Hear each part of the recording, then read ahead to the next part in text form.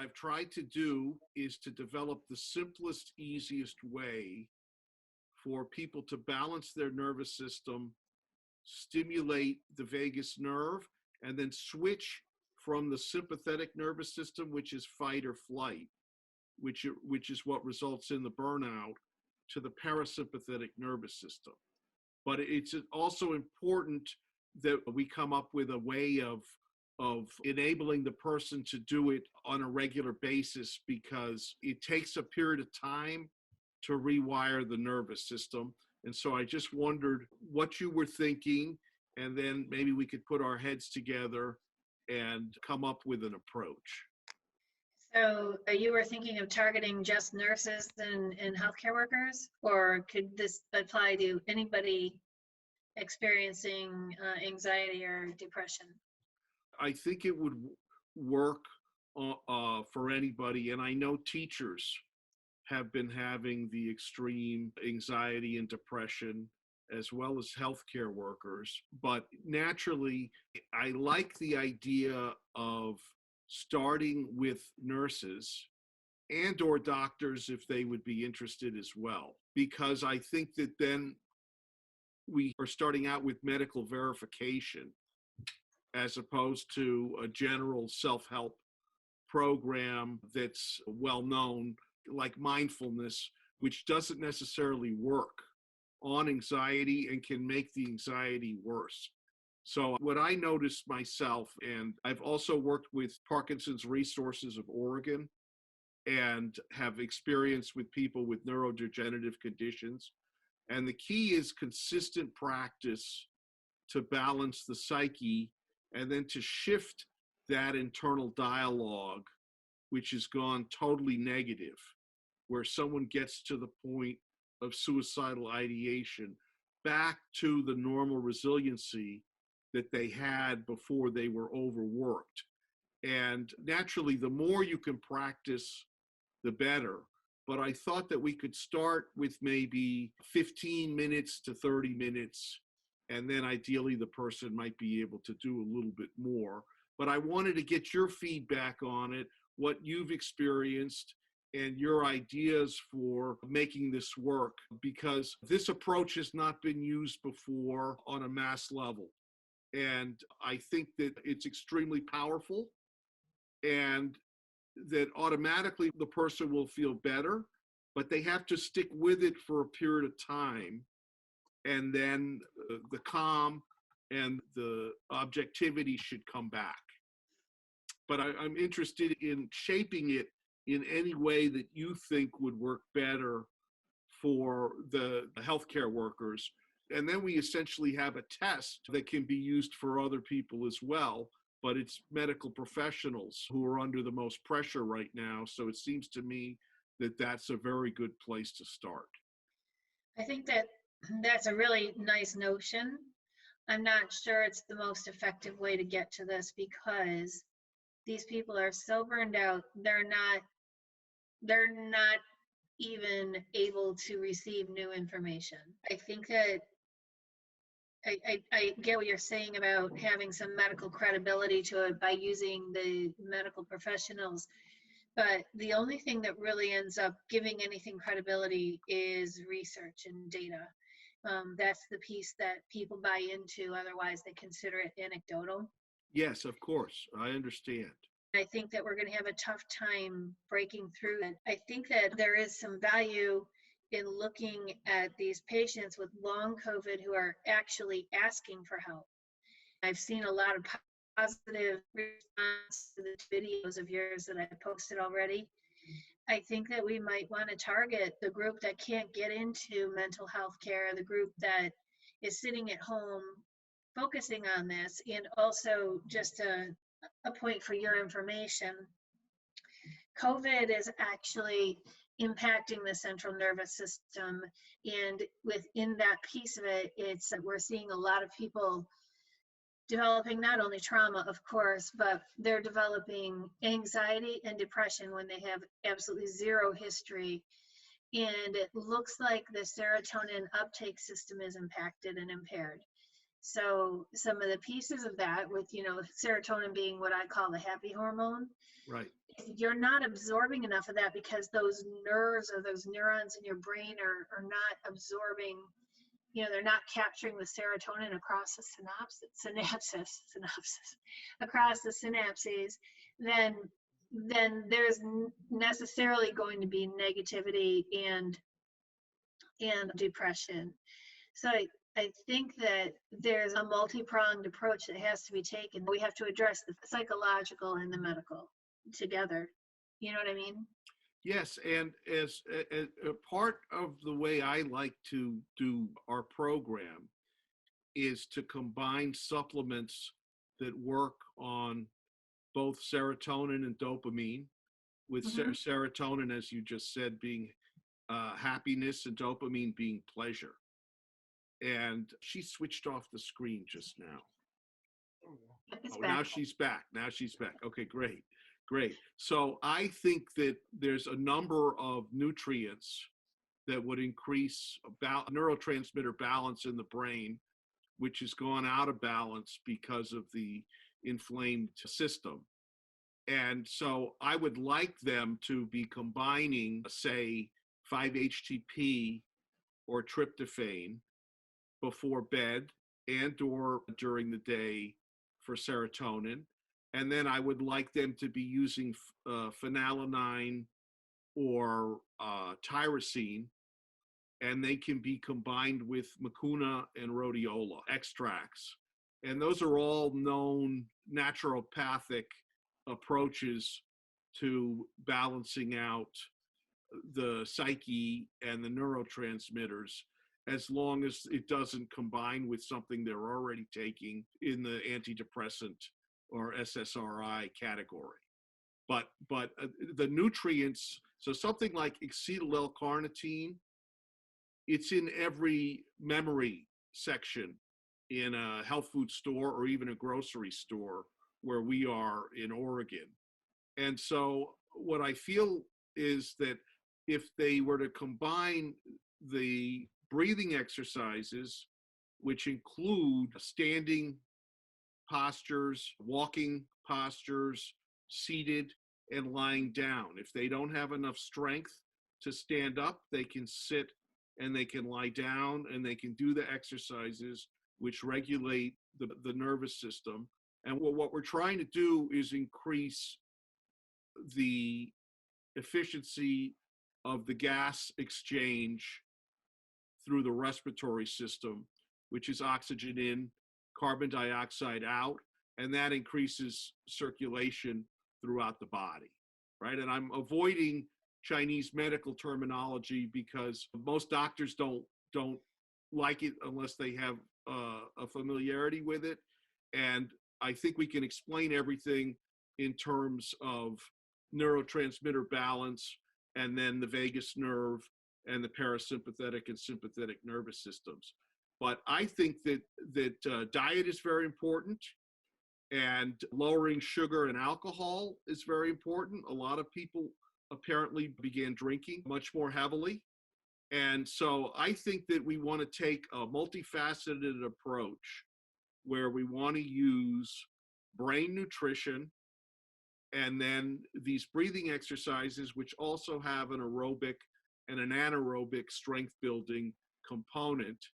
And I think that if someone practices Qigong or these types of exercises, which are also part of Tai Chi and part of pranayama in terms of yoga, that the overall vitality of the system will be stimulated and the basic healing mechanism of the body will kick in after a period of time, and then there should be improvement. And so I wondered what you would think about how to approach it, because people are at different levels of fitness. So that if someone is too weak to take a walk, then they should be practicing with very little motion in terms of the lower body. But at the same time, if they have the ability to go outside to a park Then there's other exercises that can be done around a tree with specific types of walking. And the idea is any practice in a green leafy environment, the oxygen content in the air is so much higher that it's more beneficial than inside. But inside will work very well also if they're in a small apartment in a city. And it's just a question of the regular practice and then the motivation of the individual to practice. So, Barclay, let me ask you, what are your credentials? So, I know you've learned from a lot of Chinese medicine doctors, and you sound like you speak with some experience and authority on psychological matters, but what are your degrees and such in your training? Well, I have a BA in East Asian Studies from Columbia University in New York. And then I've been researching and studying Chinese medicine and internal martial arts and Qigong since the 80s. And so I've studied from 6 different Chinese doctors who also taught Qigong and internal martial arts. And then in Eugene, what I did is develop a program with Parkinson's Resources of Oregon. And then I worked with many older adults in classes and then going to their house who were having balance issues and other problems that go along with neurodegenerative conditions. And so I feel highly qualified because I've studied in Asia and the United States and Europe to take exactly basically what I created with Parkinson's Resources of Oregon, and then it fits perfectly with someone who's had respiratory problems because the whole way that it works is improving the breathing process so that you're breathing with the entire expanse of the lungs from the lower abdomen. And then I don't like to use the word qi because it doesn't have a medical connotation and it can actually turn off a doctor. So I would describe it as substantially increasing cellular energy production. And the reality is I have people who are in their mid-70s who are afraid to go up and down stairs. I work with them at their house for 2 hours, 4 days a week. And then at the end of a reasonable period of time, 6 months, a year, they were able to run up and down the stairs, no problem.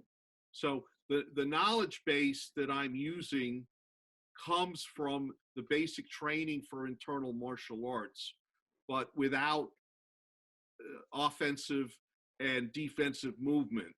And so Parkinson's Resources of Oregon asked me the same thing, which is, well, what are your qualifications? And I gave them a list of all of the teachers that I studied with, and they were satisfied with that. And they sent some people to come to my classes, and I'm highly recommended here by everybody that I've worked with. And so I don't have any doubt at all that if you have somebody recovering from COVID who's feeling weak, who's feeling down, who has severe anxiety or depression, if they were to do these exercises on a regular basis and build up, ideally combined with the supplements, that there should be substantial improvement, and even 10 to 20% improvement should make a big, big difference in their overall well-being. And these methods work very, very well.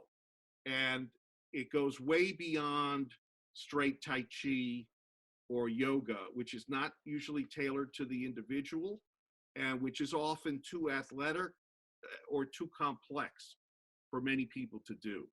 So what I've worked on in particular is to simplify everything so that everybody who practices consistently can get a major noticeable improvement in a relatively short period of time without becoming lost in Indian or Chinese medical terminology.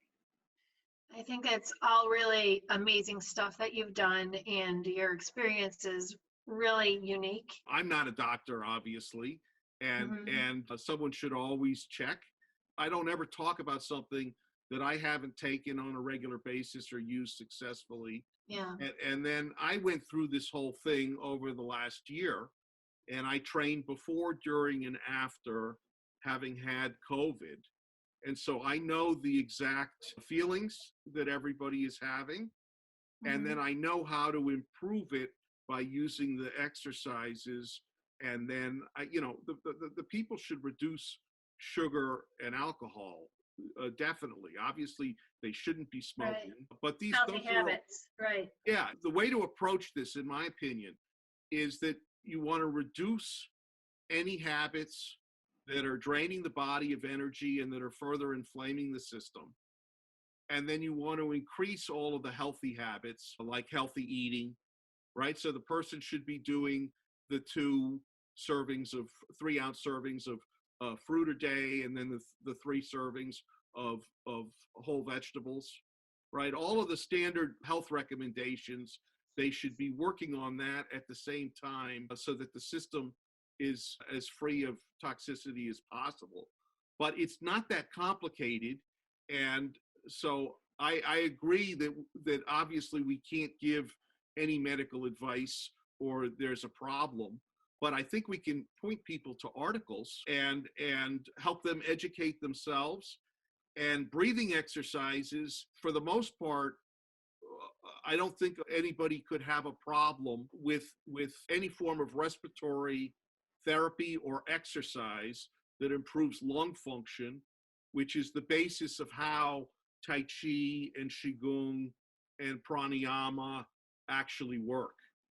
You're increasing the lung volume, and then returning the breathing pattern to the way a child breathed before the age of 5.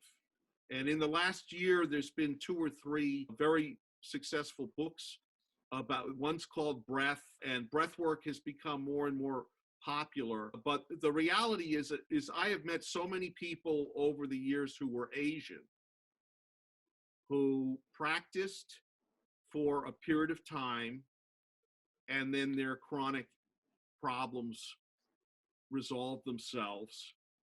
And it's sort of a standard anecdotal narrative that appears over and over, that you don't hear about as a Western person unless you're interested in some form of holistic healing, and then it's still anecdotal.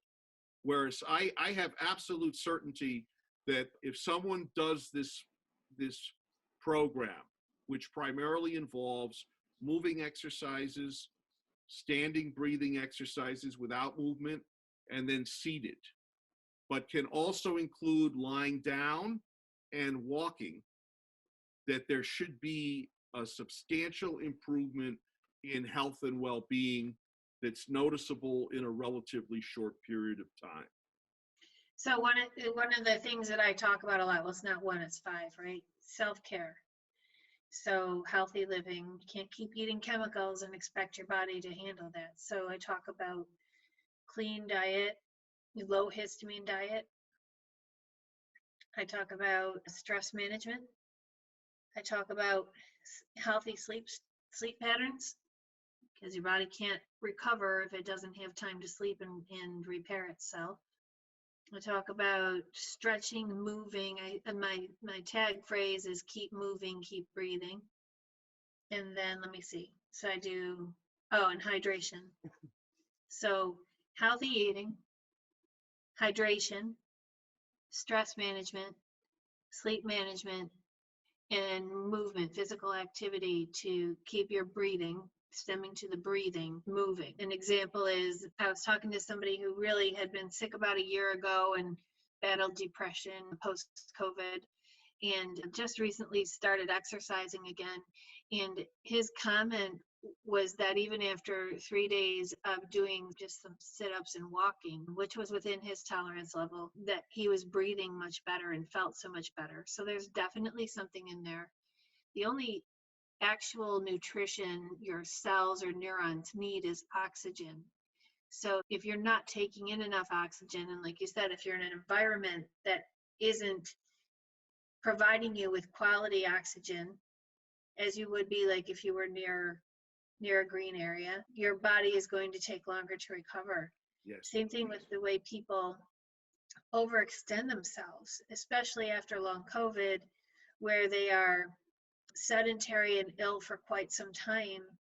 And then they feel good for one day and they go out and they try to do all the errands that they were supposed to do for the last 2, 3 months. And then they end up back in bed the following day. So there's got to be balance to all of this. And stress isn't just emotional, it's physical and emotional. So, you can have an argument with somebody and that will trigger the same reaction as running without sleep, running without food, having an argument, having somebody pull a gun on you. They all release the adrenaline. They all create that fight or flight reaction. They all trigger the different nervous systems, sympathetic and parasympathetic nervous systems. And that's why deep breathing is so important. When the adrenaline gets released into the body, it triggers a cascade that redirects the oxygen to your muscles away from your brain. So it's preparing the body to run. There is a book out there that said something about, I forget what the title of it was, but it's something about zebras. And basically what it says is that when your body is stressed, your body system can't recognize the difference between somebody who's just saying something cranky to you and somebody literally pulling a gun in your life, being threatened. So the bottom line is, when you're upset, there's an adrenaline surge, and the adrenaline surge is redirecting the oxygen away from your brain to your large muscles. It's starting that cascade of all those stress hormones, and that's irritating to the central nervous system when you live in a chronic stress situation. So when you've got people who've been dealing with COVID, either professionally, like nurses and healthcare workers, or people who are laying at home trying to recover or have been on a ventilator, afraid they're going to die, and now they have this mystery disease that makes them feel like they're having a heart attack, but they're not, makes them feel like they can't breathe, but there's nothing wrong with their lungs or their oxygen levels. It's all triggering the same cascade as if their life is being threatened. So it's really it's all integrated together. And this piece you're talking about, the deep breathing and the breath work, it naturally has to switch back into the parasympathetic nervous system. Your heart rate slows down and those stress hormones stop being produced. When you are in fight or flight, you breathe faster, and that's to get more oxygen to your muscles for the running. So if you are intentionally breathing slow and stopping that, it switches back into the other system, which is your normal state, your calmer state that allows you to heal. I think there's a lot of congruencies between the science that is more accepted in the Western medicine and the Eastern theories that you're talking about. Right. Right. And I think that was a very, very clear explanation. And that what I've decided is that both Chinese and Indian medicine, which are the basis of yoga, Tai Chi, Qigong, and meditation theory, are emphasizing to get the prana or the breath or the energy into what they call the central channel. And what I've decided is that the central channel is actually the vagus nerve, and that Western medicine says that the reason for the abundance of beneficial effects of Tai Chi and yoga and meditation is the stimulation of the vagus nerve. And so I would argue that doing these exercises, which are different than Western exercises because they avoid tension in the upper body, and then they coordinate the hands and the feet, the upper body and the lower body with the breathing. What that does is that it synchronizes the firing of the neurons in the brain, the heart, and the lower abdomen. And it's that synchronization that promotes the overall healing of the body and the brain. And I just read an article yesterday where they had taken a group of older adults who were sedentary, who were in their 60s, and they had them do 2 hours a week, 2 separate classes of an aerobic dance movement class. And they compared the two groups, one group that hadn't done anything, and then the other group that did the 2 classes a week. And there was a huge improvement in memory and brain function, and different parts of the brain were functioning cohesively and lighting up together because of the exercise. So when I see a study like that, I'm absolutely convinced, because that type of movement doesn't necessarily coordinate the upper body and the lower body dance. It's very good, but it's not like the Tai Chi or Qigong theory, where the breathing, the hands, the feet, the alignment, and the balance is all synchronized. And so I'm convinced, if those are the results with 2 hours of a gentle dancing a week, if someone was able to practice who had COVID for 30 minutes to an hour, 5 or 6 days a week, there would be major improvements in mood, memory, joie de vivre, and a reduction in the anxiety and depression, which is caused by the central nervous system inflammation and damage potentially. So I want to just tie together what you just said with the Western medicine and with the biophysiological aspects of this. You're talking about the vagus nerve, which is the longest nerve in the body and literally touches every organ and body part. Yes. It runs down the center part of your body. Yes. So it controls your heart, it controls your pancreas, it controls your gut, everything. So Lungs. That's a really important nerve. Yep, everything from head to toe.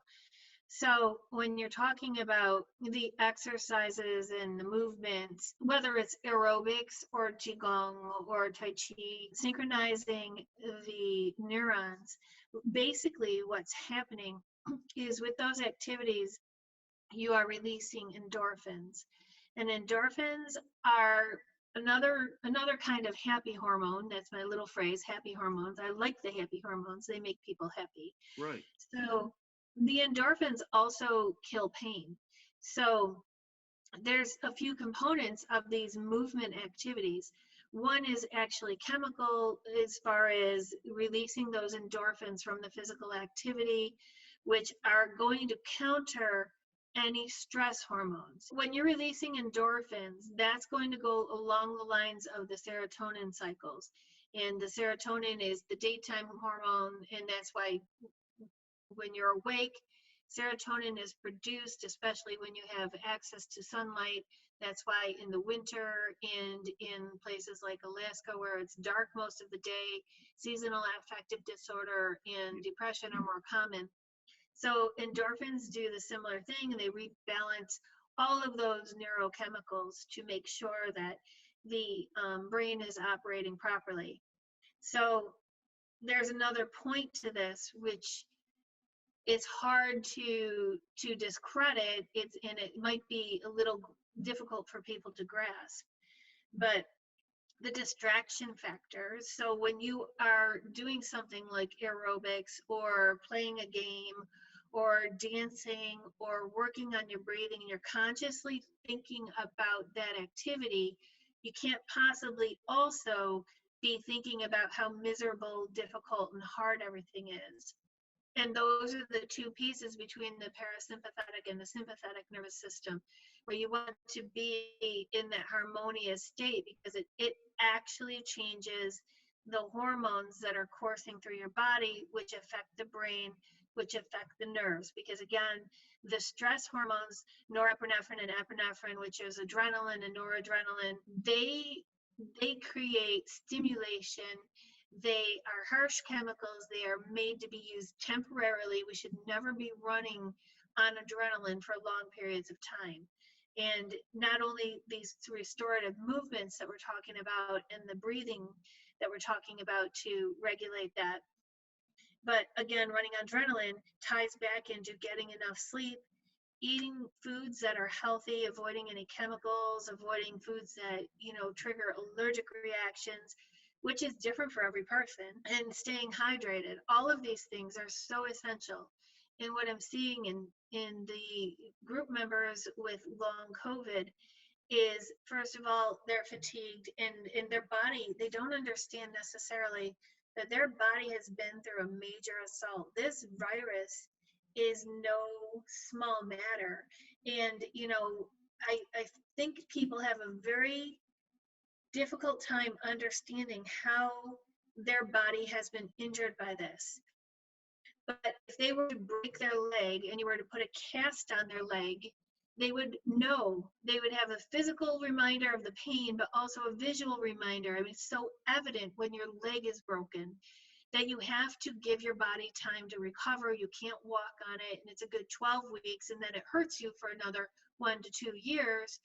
And arthritis can develop as well. You can tell when the weather's changing. It just takes a long time to recover from injuries. And what people need to understand is that this virus and any illness that you get is an assault on your body that causes injury. Even though it's not a traumatic injury, it is not your normal state. That makes sense. And what I would add as well is that there's a differentiation between hard or what's called external exercise, which would be running and lifting weights or heavy weights. Yep. That would be external. That is not the immediate approach to take when you're recovering. And most Westerners don't know that there's another way of exercising where you don't tighten the muscles in the body. You train the tendons and the ligaments and the fascia. And the fascia are considered to be where the acupuncture meridians are. And Yep. that's why Western medicine has not successfully identified them, because they dissect corpses and they've dried up because they're fluid networks along the bones.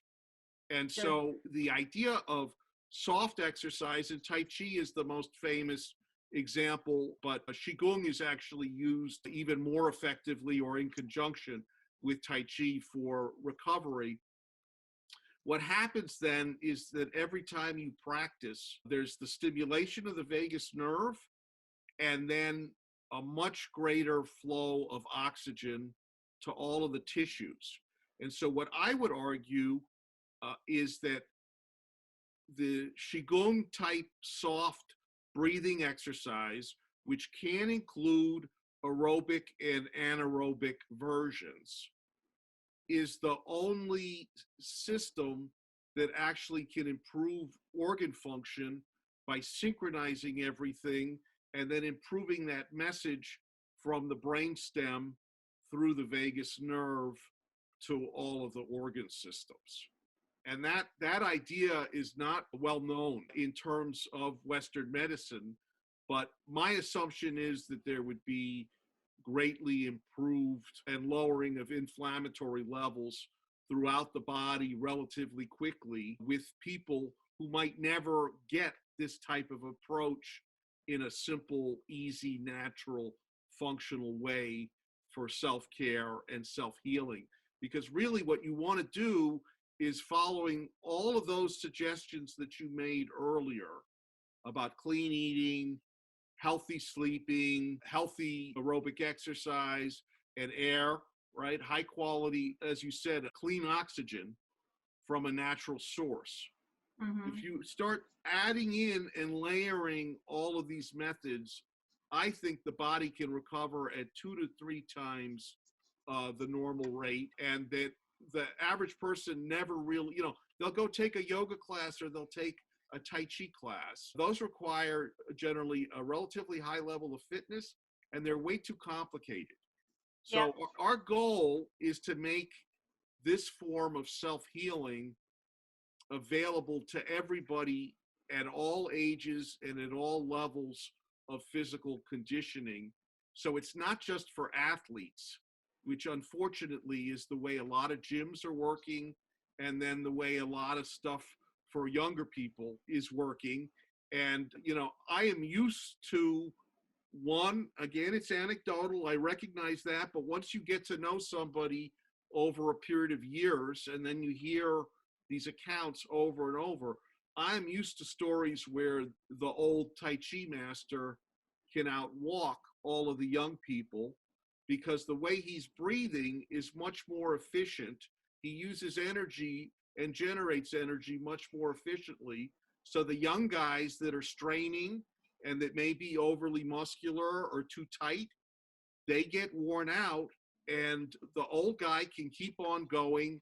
And I've had teachers who were in their mid 80s who were able to exercise 2 hours a day and were strong and were muscular. And that's a relatively common old kung fu master or old tai chi master scenario that's very well known. We don't really have an equivalent, maybe Jack LaLanne to some degree, but at the same time, I would argue that everybody can improve 10 to 40% with relatively little time and effort if they stick with the practice consistently and then add in those other parts, which is to remove toxic or processed foods and start doing the clean eating and to really upgrade every aspect of mind body well-being in the process.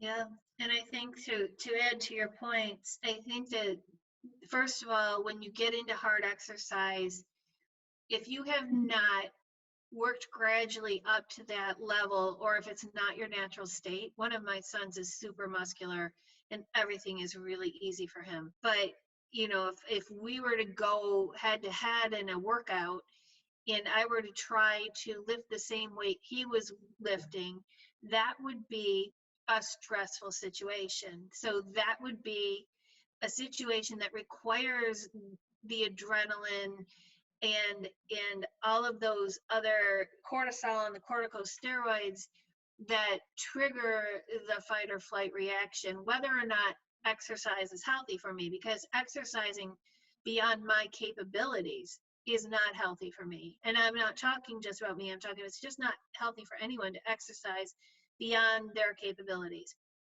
That is one piece too that I think people with long COVID have to understand, is that when they've been sick for a while, their capabilities are going to be dramatically decreased. And it's probably temporary for most of them, but it's one of those things where people are celebrating the day they're able to get up out of bed and walk to the kitchen.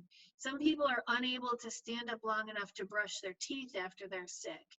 And for them to expect themselves to be able to go back to work full time or to go grocery shopping or even make a meal, that's an unrealistic expectation.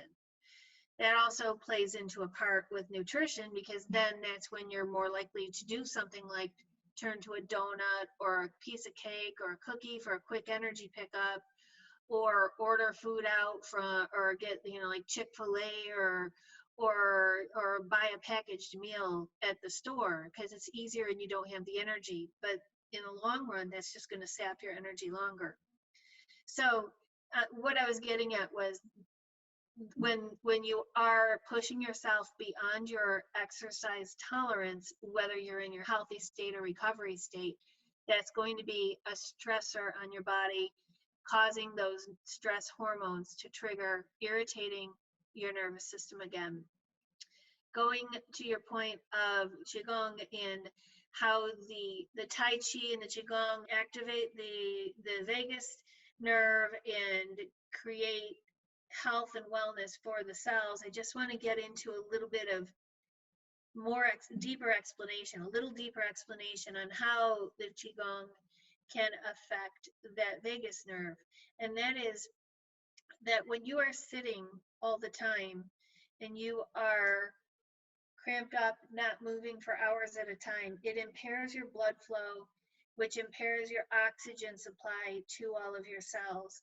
And you are absolutely right that when you are able to activate the vagus nerve with non-stress hormones, so with the endorphins, that's going to be more nutritive to the cells that need the oxygen, and that's the only energy they need to function properly, the neurons in your body. So then I also wanted to say, you talked about something being pretty complicated like yoga and those other pieces. And that's another life skill that people need to adapt, whether they're changing their diet, whether they're changing the way a relationship goes with how much they're arguing with somebody, whether they're trying to adapt a new exercise plan. Change is always difficult. And if you try to, if you pick a complicated goal and you are narrowly focused on achieving that goal 100% of the time, then you are going to have a very difficult time achieving that goal at all, and you are setting yourself up for failure. So smoking is a really good example of this.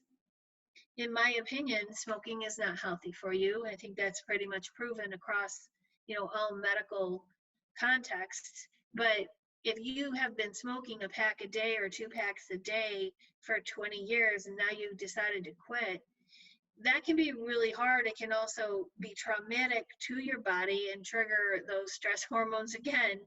So my opinion is, if you pick up a cigarette and you take a puff on it and you put it down when it's only half smoke, well, look at you. You made it half, you improved yourself half a cigarette today.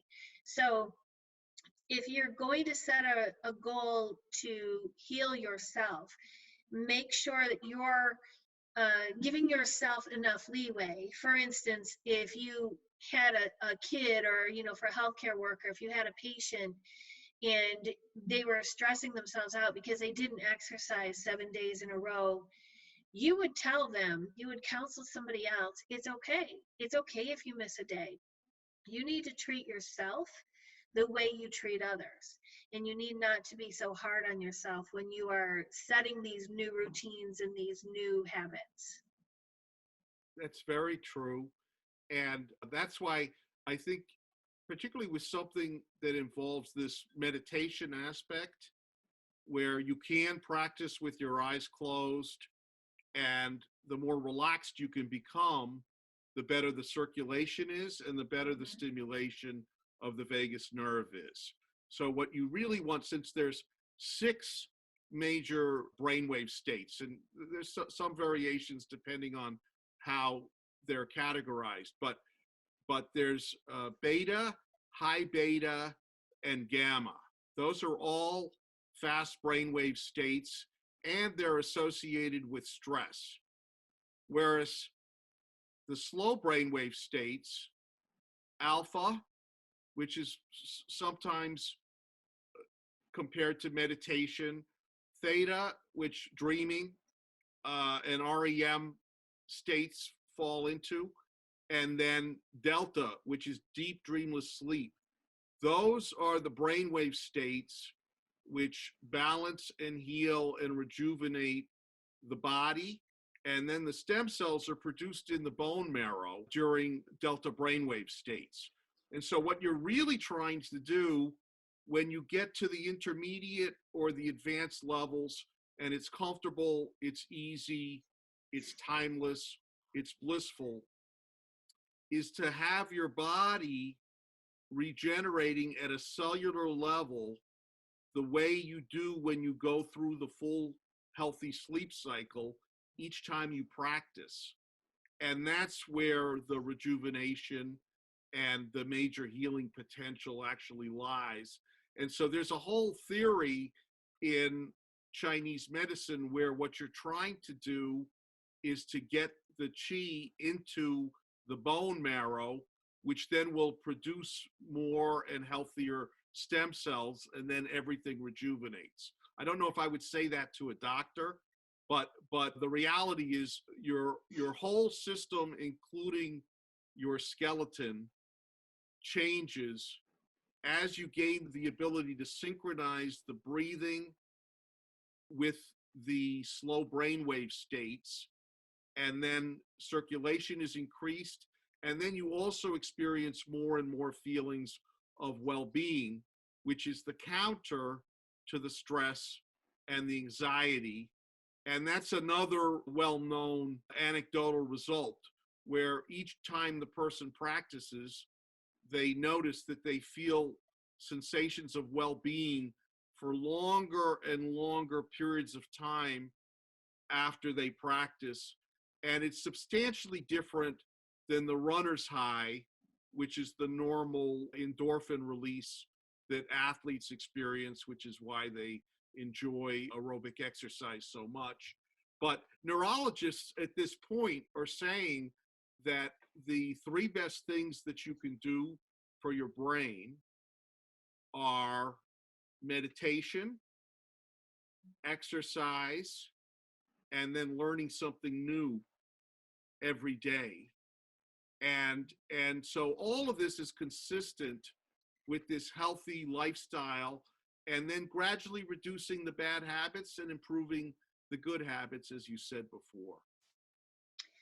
So to kind of paraphrase what you're saying and kind of reposition it, you mentioned a phrase that is definitely going to cause skepticism in Western medicine about getting the chi into the bone marrow. And as you described it, that learning this deep meditative state, it mimics the same state you have when you get into the proper restorative sleep levels of the delta brain waves.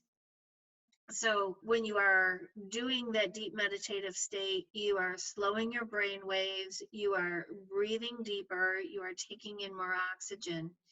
So maybe another way to also put that is more palatable in the United States and Western medicine is that the oxygen is then getting down into the body to the depths of the cells that are needing to recover. And by setting some time aside to practice this meditation, which seems kind of elusive to some people, but it's basically a deep relaxation, if I'm understanding this correctly and putting it out there right, that getting into a deep relaxation state can give you the same health benefits as a deep sleep for a good night's sleep, which is generally recommended 6 to 8 hours. And I think that's a problem with COVID, is that, or the long COVID, is that people are complaining of insomnia and not being able to sleep and rest. And that is, again, causing those adrenaline releases. And they're going into a chronic state of stress because your body every single day has to get into deep sleep so that the cells that you used and damaged and tore up basically with your daily activities, whether you are exercising or not, they need to restore and recover or be replaced overnight when you're sleeping. So if you are having trouble sleeping at night, if you can practice this meditative state with the deep, slow breathing and slowing your brain waves down, which is a conscious effort not to think about stressful things. That's why they talk about guided guided medication. That's why they talk about guided meditation. Even when I used to teach childbirth, we would teach the mother to focus in the room on a spot and focus only on that spot and keep all of their mind on that to get through a contraction. So same theory applies here.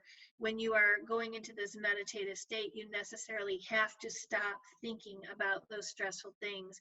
You have to replace that with a vision or a positive thought or a chant, a phrase you say over and over again that's phrased in a positive manner that's going to make you feel better about something. You don't want to say, I don't have money, I don't have money, I don't have money all over. You want to say, I'm getting healthier and stronger every day. And replacing those negative thoughts while you're relaxing your brain and doing your deep breathing is going to restore those cells that were damaged either by the virus or by lack of sleep or by your daily activity, if that makes any sense. That's exactly right. And another part of what we would hope to recommend would be, as the person is falling asleep, and this comes from a French doctor named Emile Coué, which is very similar to the suggestions that you mentioned, where the idea is that if you can give yourself one simple suggestion that you repeat over and over as you fall asleep or before a nap, something like, my mind and body is happy and healthy, and you say it in the present, and then it's repeated over and over and over, that will trigger the healing or placebo effect within the body, and is programming your unconscious so that your body repairs itself effectively. And in the 20s, when Emil Coué came up with this method, he had tremendous rates of success with incurable illnesses like tuberculosis. And then when he came to this country, the press ridiculed him because it sounded too childish or too simple. But actually, replacing a negative dialogue or a negative self-suggestion with positive suggestions will do exactly what you were talking about earlier, which is to switch you from the stress mode to the well-being mode, which is the natural mode, because you need that to thrive and to be creative and to feel good. The other thing that I would say is that the body rejuvenates itself, according to Western medicine, by food and sleep. And what isn't understood is that it's possible to do that using breathing and slow brainwave states and slow movement to synchronize everything. You could define chi as oxygen also. That would be a relatively accurate translation. Then you're saturating the cells with high quality oxygen, and that is promoting a better ATP production and then overall well-being. And lowering the inflammatory levels throughout the body is a big key to getting the self-repair and the self-healing process accelerated or increased in a slow, consistent, regular way where the person regains their strength. And one of the problems with normal anaerobics strength training is that the people may be taught incorrectly to hold their breath. And so it often has very bad effects on the blood pressure. And if they were breathing correctly, it would be fine. But there are now estimates that 80 to 90% of people are breathing in a very shallow way from the upper lungs. And so what we're trying to do is retrain the body to breathe naturally from the lower abdomen using the diaphragm, which is how you breathed before you were age 5, and which most adults lose unless they have done special training. And so the whole combination is what makes this approach so effective in terms of teaching the people how to take care of themselves and then to generate the self-healing potential of the body and the mind. I think you hit on a lot of good points there. I want to go back to what you were saying about Emil Coué. Did I say that correctly? Coué, yeah, C-O-U-E with an accent, Egu. Okay, so Emil Coué and the concept about one simple suggestion.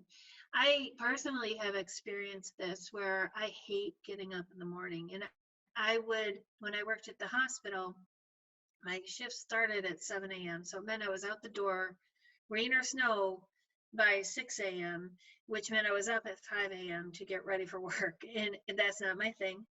I don't tend to go to bed early, so getting up early was terrible for me. And I noticed that I was going to bed dreading getting up in the morning.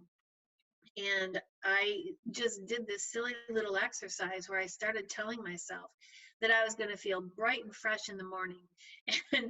And it was so interesting because the next morning I would wake up happy and cheery and feeling rested. And the nights I went to bed feeling very nervous about getting up early or cranky about it, they were not great days. Not at all. What you're describing is the effects of successful self-suggestion. And the whole healing mechanism of the body can be stimulated that way.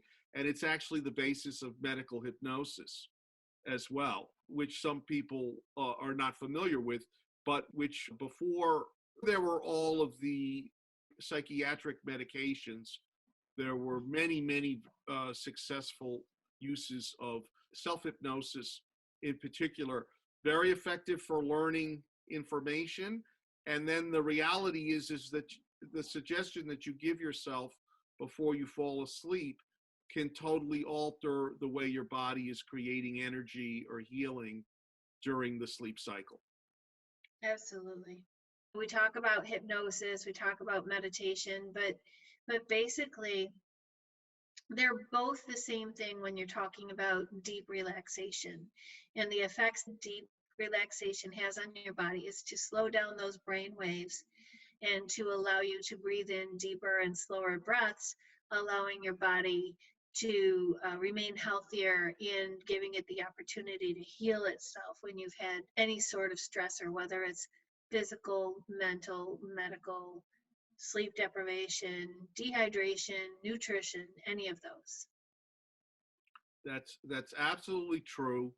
And really all you have to do is breathing through the nose, inhale for a count of 5 or 6, exhale for a count of 5 or 6 evenly, and do that about 100 times, and anyone should feel much better.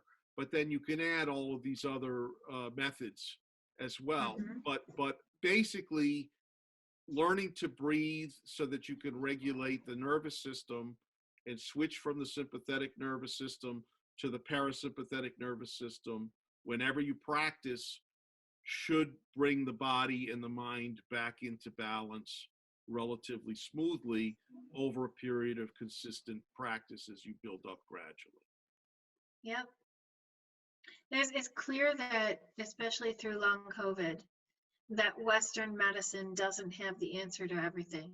Yes. And so what I call on people experiencing long COVID symptoms is to open your mind to alternatives that can be complementary, like acupuncture, like Qigong, like meditation, and even doesn't even have to be Eastern medicine, Right. massage, chiropractic, Right. nutrition. All of these things play essential roles.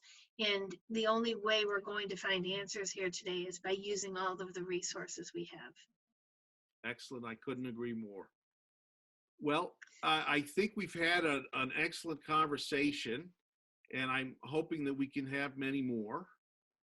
And it would be very interesting to get it to long haul COVID patients and note the results.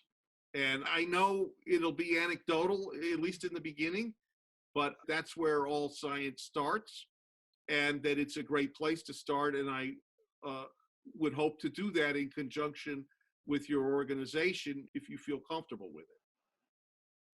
So I just want to point out something, that I might have a tool that we can use to measure functional activity.